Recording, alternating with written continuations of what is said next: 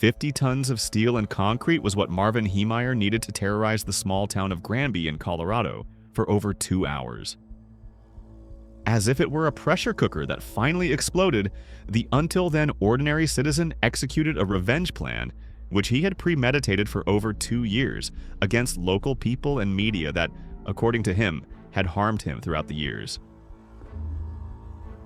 With his own hands, he took a heavy bulldozer and converted it into a true armored tank, capable of resisting gunshots and explosions as if it had always been designed to do so.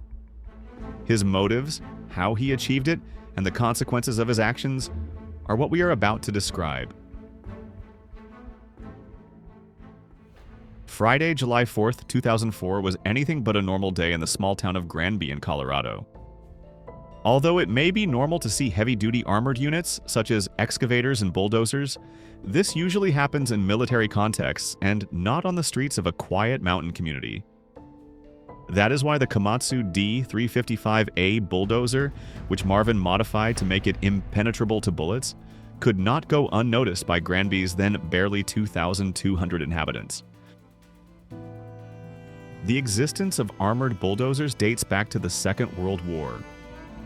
Since the Battle of Normandy, equipment like the Caterpillar D7 was used to clear obstacles, fill craters, and make roads accessible.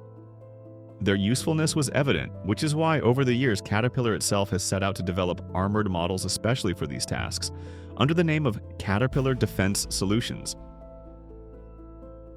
Although it is not easy to verify, some analyses suggest that the equipment manufactured by Marvin could be strongly inspired by these early armored bulldozers, or even by more modern military bulldozer models of Serbian origin.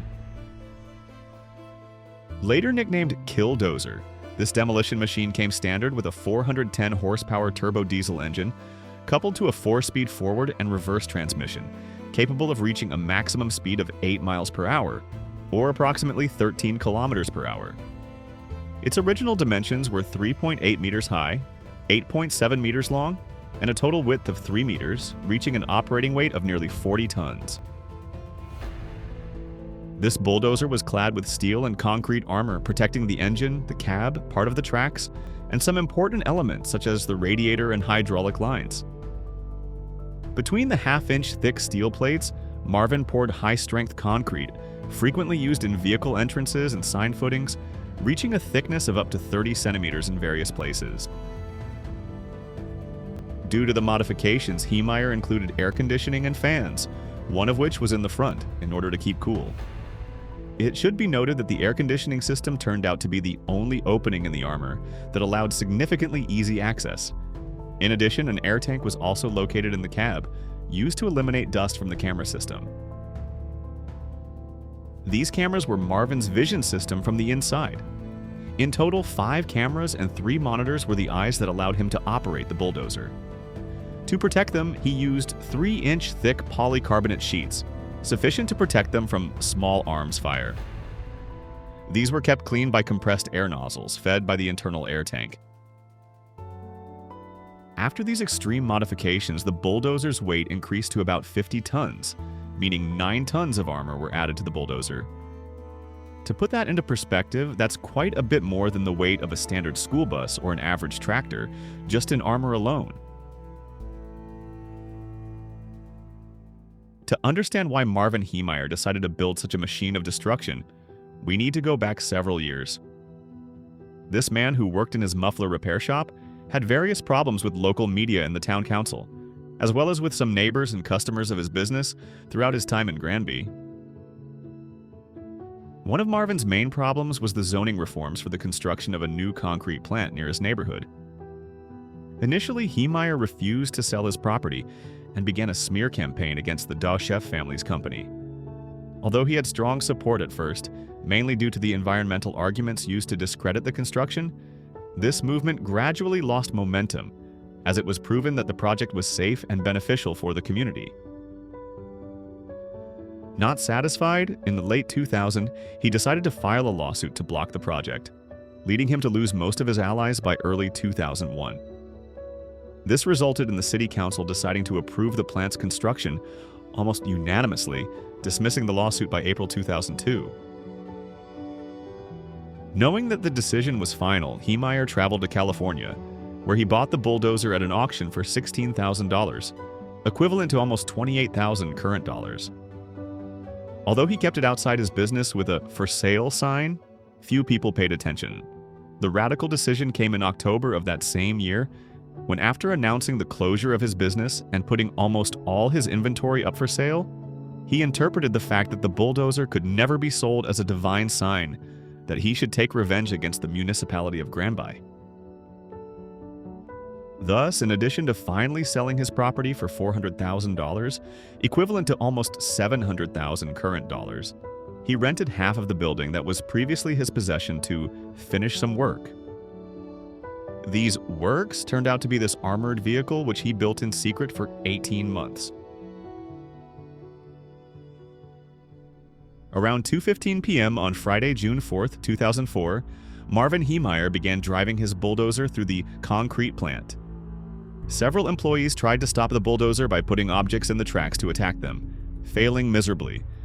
They also tried to stop it using a front-end loader, again without success. At all this, a sheriff's office deputy and a Colorado State Patrol officer responded to the emergency, being met with gunfire by Heemeyer. Instinctively, the officers tried to destroy the cameras, but they were unable to penetrate the bulletproof plastic. After the concrete plant, Heemeyer turned towards the town at a speed of no more than 5 miles per hour. Upon arriving in the urban area, he focused entirely on the Granby Town Hall, with the firm intention of destroying it. Afterward, he headed to the Liberty Savings Bank, where he aimed directly at the office of a woman who was part of the zoning board, making it clear that this was an act of revenge. Unable to damage the bulldozer, the officers opted to simply follow it, watching helplessly as it destroyed trees and traffic lights before heading to the next buildings on its list. During the pursuit, some civilians tried to stop it with heavy equipment, but were easily pushed aside by the monstrous armored bulldozer. Finally, Marvin attacked a hardware store due to its owner's involvement in the lawsuit hearings against the concrete plant. As he slowly advanced over the building, a civilian maneuvered a piece of heavy equipment behind his path, trying to prevent his re-entry onto the street. Heemeyer's fatal error was not considering that the property had a small basement, jamming one of the tracks as it gave way under his weight, completely immobilizing him. By this point, the radiator was already damaged and the engine had a significant oil leak, so even if he could have freed himself, the excavator would not have been able to function for much longer. Approximately at 4:30 p.m., one of the SWAT team members who responded to the emergency reported hearing a single gunshot from inside, officially marking the end of the pursuit. However, removing the steel plates proved to be a major challenge, as there were concerns the vehicle might be rigged with booby traps. Because of this, authorities first attempted to breach the Killdozer using explosives, but eventually had to rely on an oxyacetylene torch. The process took several hours, and the cabin wasn't successfully accessed until 2 a.m. on June 5th. The 2-hour and 7-minute attack affected buildings such as the town hall, the newspaper office, the concrete plant, and even the home of a former mayor, where only his 82-year-old widow was living.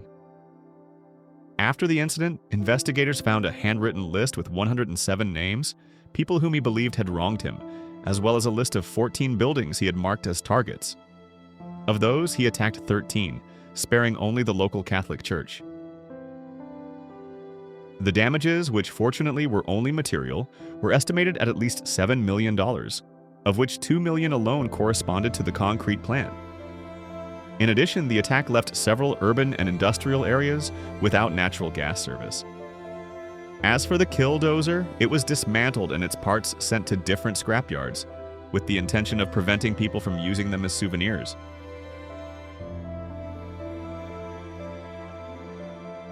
The aftermath of this event has gone beyond material damage and the moral impact on the town of Granby. Even now, 21 years later, what happened in Colorado continues to have a great social and cultural repercussion, as Heemeyer continues to gain many followers online who consider his actions an act of patriotic civil disobedience. Proof of its contemporary reach is the video series created by the well-known YouTuber Whistlin' Diesel, who dedicated over a year to building a nearly identical replica of the armored bulldozer, including all the cutting, fitting, and welding work. The level of accuracy was such that he even purchased the exact same bulldozer model to ensure authenticity.